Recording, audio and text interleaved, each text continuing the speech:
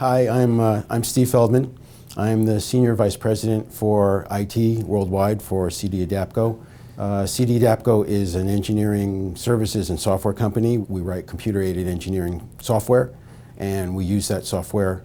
We sell the software and we support it, and we also make use of it internally by our engineering services group to do analysis for people.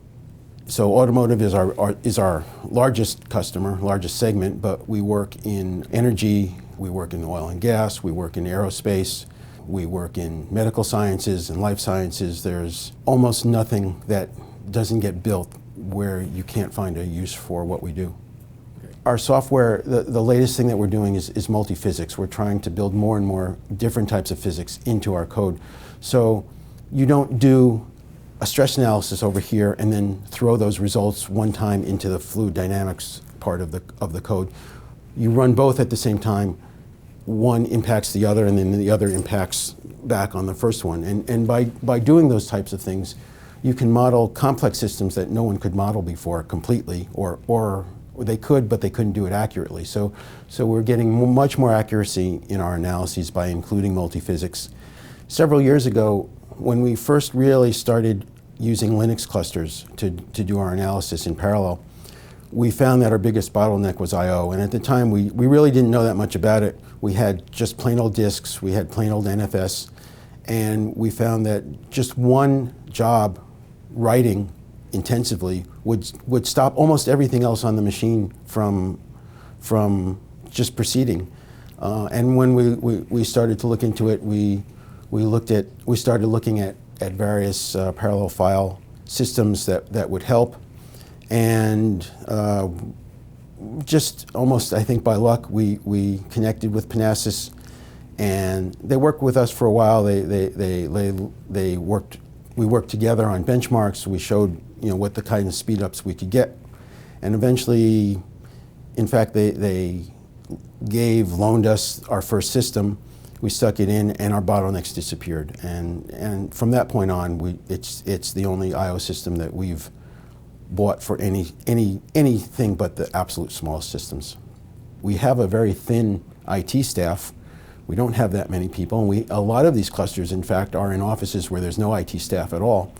And so Panasas is something you just don't worry about. You turn it on. The Panasas engineers help us tune it to get it started and get it up and running. And once it's up and running, you just forget about it, which is exactly what we want. We've done a lot of work with Formula One racing cars.